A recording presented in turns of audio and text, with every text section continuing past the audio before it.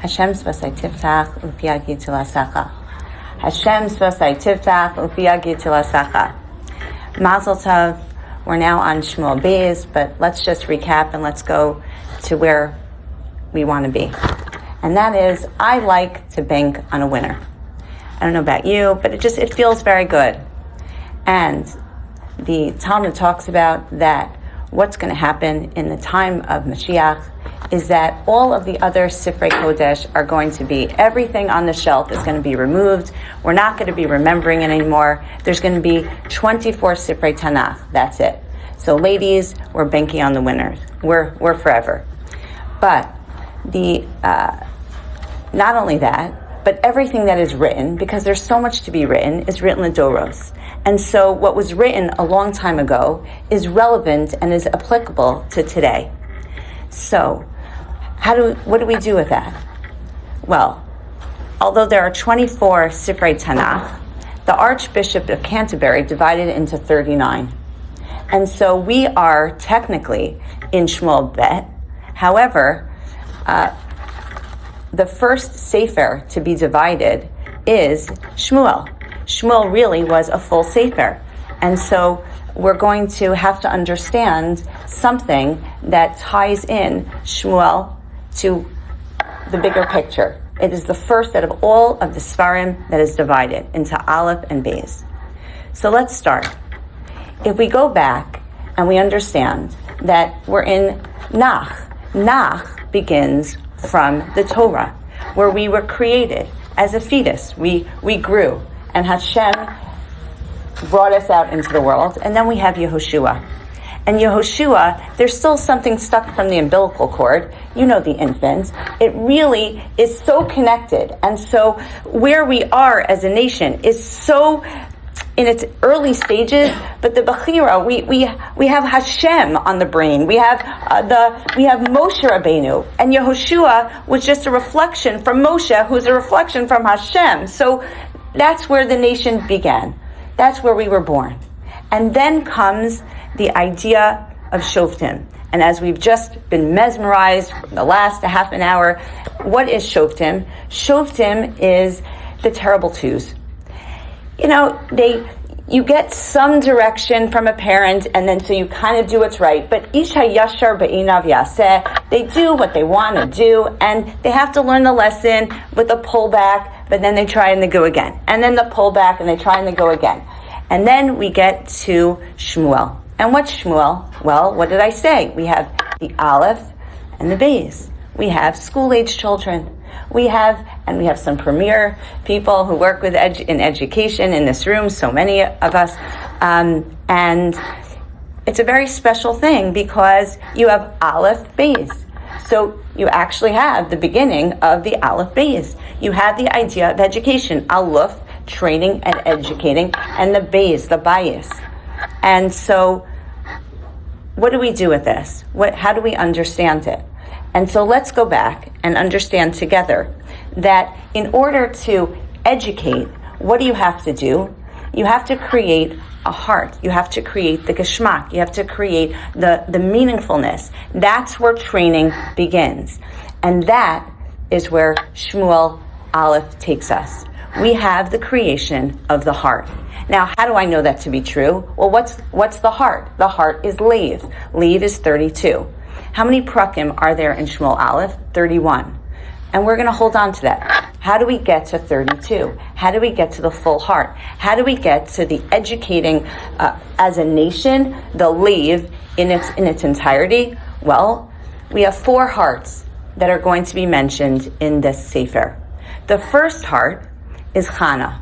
And you should just know that how many times in the Sefer, according to chat, how many times is the word leave in its derivative mentioned in Shmuel Aleph? 10 times, 1,000,000 of times, a completion. We have to take something from our hearts and we have to bring it out as we are going to do the Aleph Beis, as we're going to educate ourselves, and of course the achrayus to educate everybody else around us. So let's start. Chana.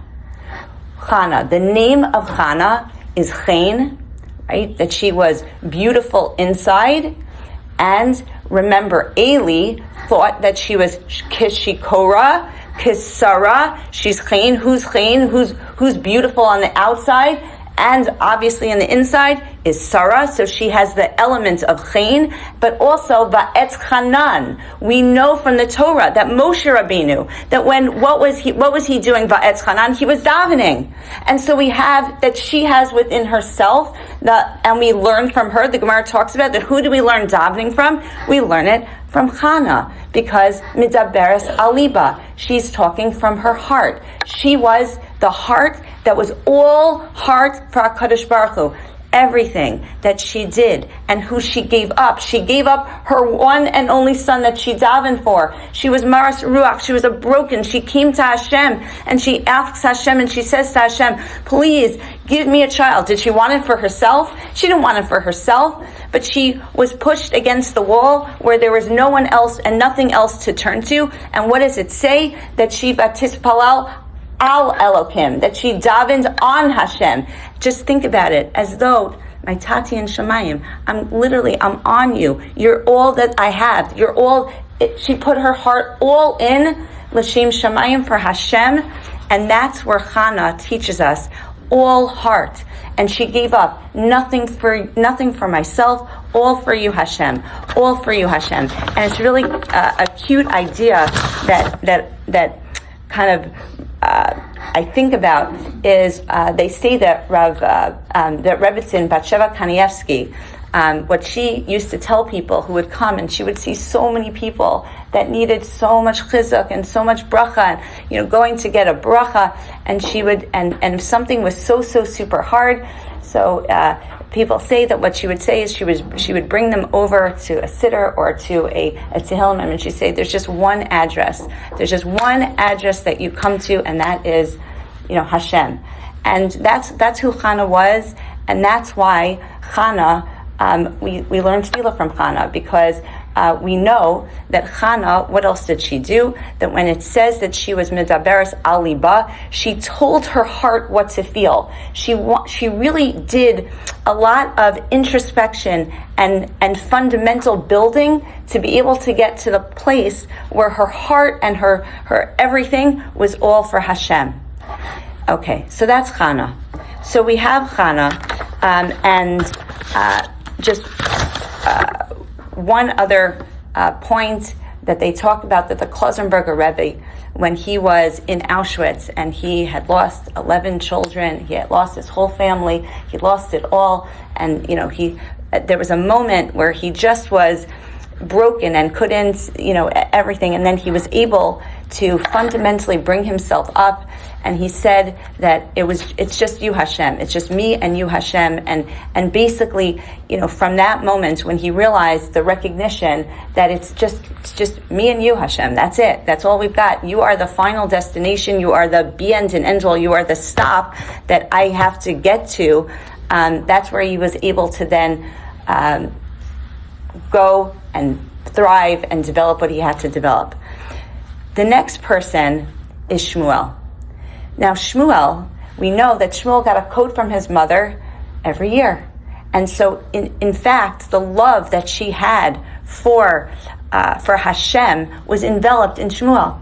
And we know that Shmuel was the amazing student of Eli, and he took in everything, and everything was for Derech Hashem. We have the idea of but in addition to which, just in the name alone, just like Chana told us her essence, Shmuel tells us his essence. Sham and Kel, but what's in the middle? The Vav. Vav a chibur. Vav a connection. His job, his heart, was that I don't just take what is a relationship between me and you, Hashem, but a new kinds of heart. What's the next heart? The heart of, I bring everybody with me too. It's not just about me and you, it's about the collective me. And that includes other people. And that Vav really highlighted what he did. Remember, he went from all the places, Gilgal to Ramah, and he would go Shana b'Shana, year after year. Because what did he want to do? He wanted to highlight that I have to make sure that everyone is taken. It's all about all of us. It's not just about some of us. And so so his essence was to go. And we also know that he cried, he cried for Shaul all night until Hashem told stop crying. Why? Because it was that one neshama that after Shaul had done something that wasn't correct, that he was broken from. He's like, one neshama. I have to make I'm mourning the loss of that one neshama didn't do exactly what it needed to do. But he was also centered.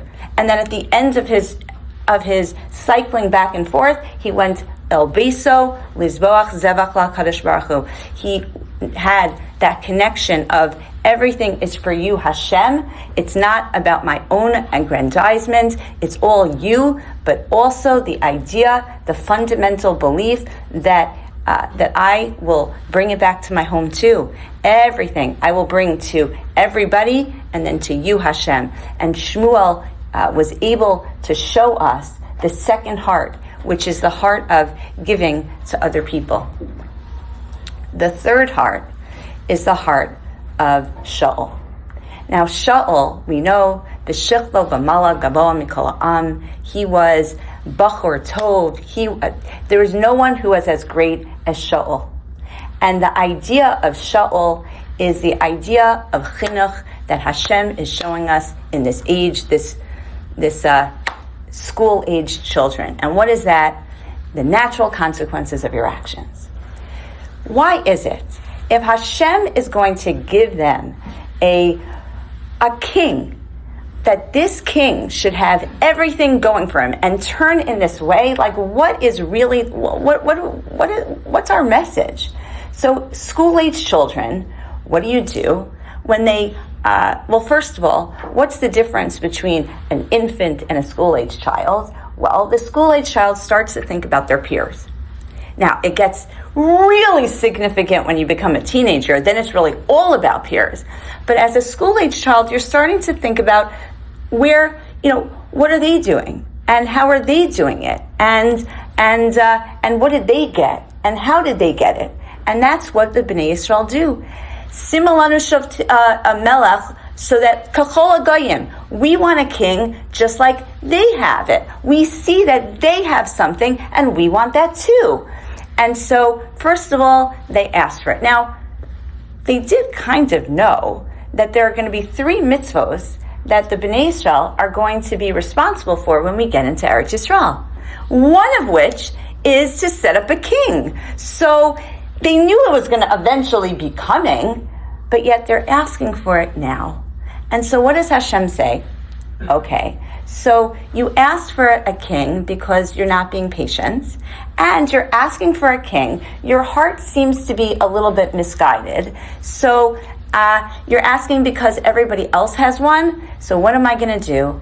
I'm going to show you what happens when you ask for things in this way to really teach you.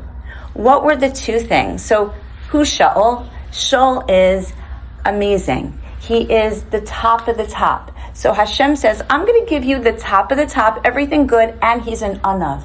Remember,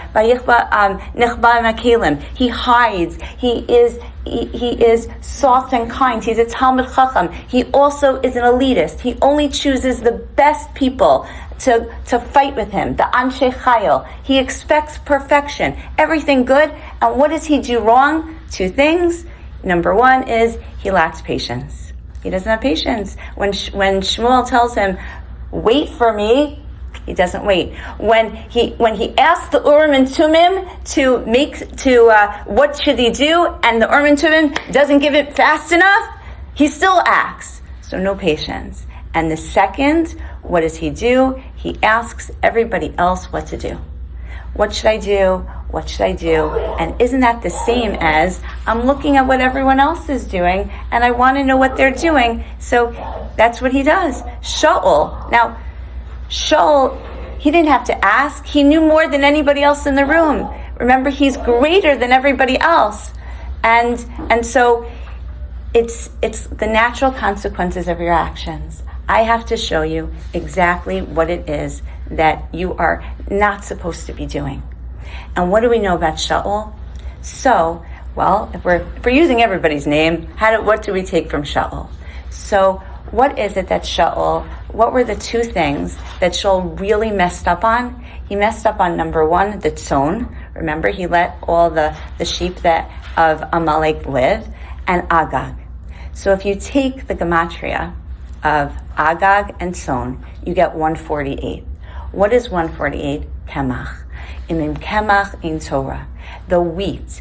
He was everything. He was the epitome of everything that you could possibly have in this world, but he didn't use it effectively for his tafkid. You see, we all have a tafkid in our life, and we're all born with those things that we're supposed to use our tafkid for.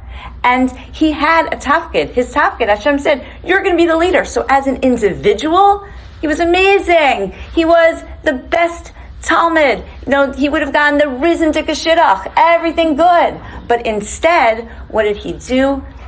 He couldn't figure out how to balance the tafkid with his kochos, and that created an instability. And when something's not stable, when you get the ruach ra, and then you get the ruach, right? And he was the one that when Hashem introduced him, he created leiv acher. He had a new heart. Well, where will his heart please stand up? Which heart is it? Is it the one before, the one after? Is the ruach ra? That instability.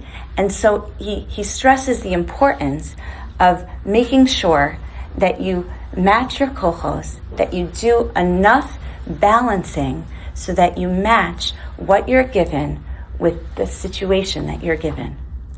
And finally, and my favorite too, we have David HaMelech. And, it's interesting. David HaMelech just rolls off the tongue. But who's David? So David is a palindrome. Backwards and forwards, it's the exact same word. Because David shows us the heart of, during good times, Mimamakim Krasicha Hashem, and a Mizmor Lasoda. During the good times and the bad times, it's all you, Hashem. My heart is filled, but it's not in its complete version when times are bad, when my back is against the wall, when it's only you. But sometimes my back is against the wall, and sometimes I'm on top. Sometimes it's the good, and sometimes it's the bad, and yet it's still you, Hashem.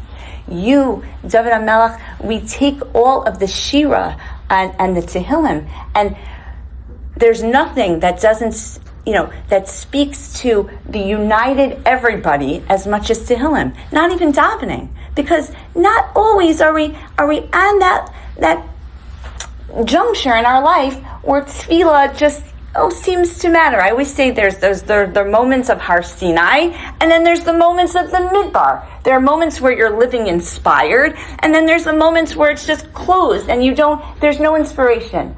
But what does David HaMelech do? He takes our range of emotions. We all have a range of emotions, and he pulls the message with the experience.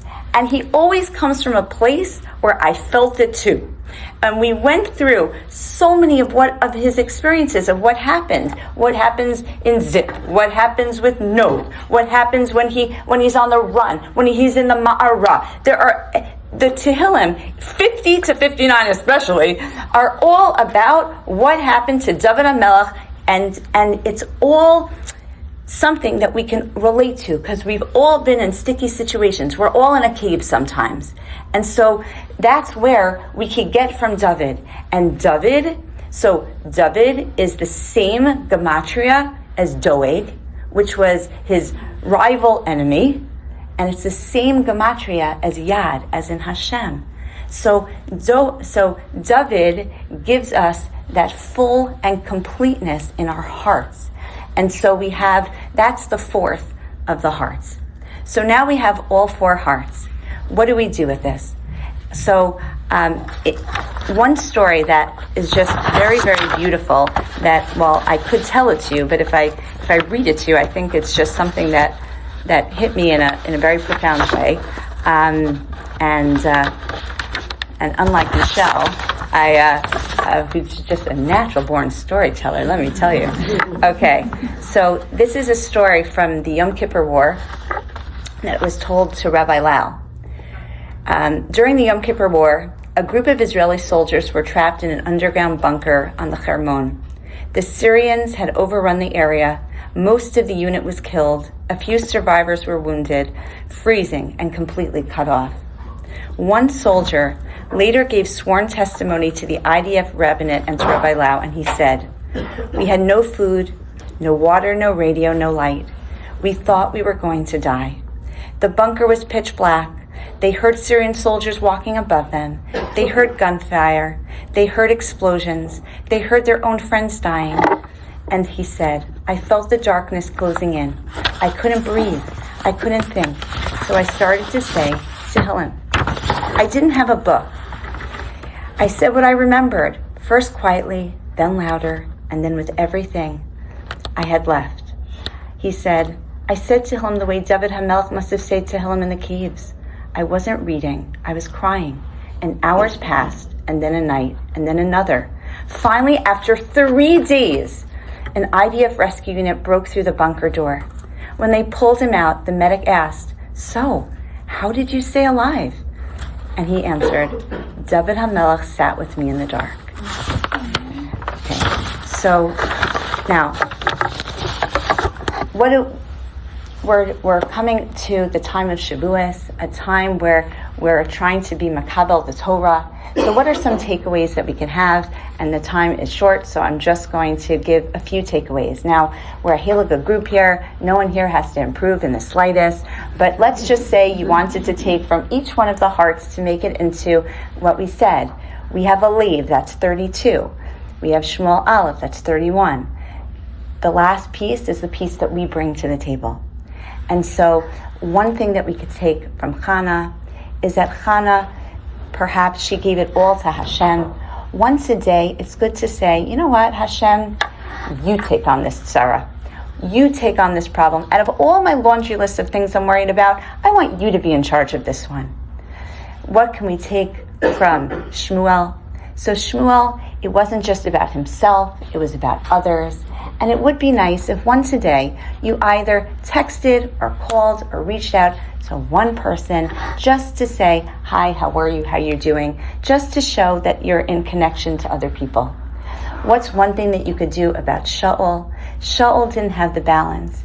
It is important, as a psychologist, I'll tell you, as a mother, I'll tell you, to take a pause, to take a moment to oneself, to get back to equilibrium, to make sure that you don't allow the day to run away, but that you're in charge of it. You're in front of the day. And Shaul didn't see what was right in front of him, his kemach, what he was made of. It's a beautiful idea once a day to think about one koach that you have, one thing that you bring, that it's not gaiva to know your strengths, because only from your strengths could you ever work on the things that you're weaker with. And what do we learn from David HaMelech? We learn to be, right, lahagid baboker chastecha ve'emunascha balelos. In the morning, to say, I wonder, this is something that I'm looking forward to, but at night to reflect before you go to sleep, right before the eyes are shut, just to think to yourself, "Thank you, Hashem. What is it that I got from today that I could be, right, emunascha balelos?" And that kind of as the grounding of the rest of our days, so that our days go in value, as Michelle mentioned, that we keep on building from them. We have something. What is a leaf? Leaf is a heart. What's a heart? A heart is a muscle. What does a muscle do? How does a muscle build? A muscle builds from repetition and practice.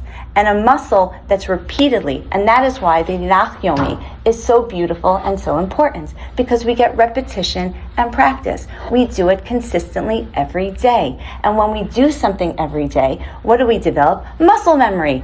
And so if you are listening to a Nach Yomi and you're sleeping, okay. And if one day it resonates with you, beautiful. beautiful. But all you're doing is muscle memory. You're just plugging away at the muscle so that when you need the muscle and you get to Shavuos or you get to every day, and everyone has those things. In all of our lives, every day, there is a reason where we need to be present emotionally. One of the hearts need to be there. Like my daughter had mentioned, 4 hearts, 4 chambers of the heart, right? So there's going to come a time where you're going to need to use your heart muscle. Use it. Why? If you keep on repeating and you're doing, and that's a consistency. And so hopefully the messages that we continue to evolve will resonate. And just like Michelle, who's the premier educator, gave from what she knows, what I do is part of my heart. Many people know I like to do poems, so I'm just going to conclude with a poem that speaks from my heart. So let me just find it. Okay. 4 hearts revealed through the Sefer's words, each one teaching what's right and what's learned. Not just a story, not just a part, but the shaping of a Yid's heart.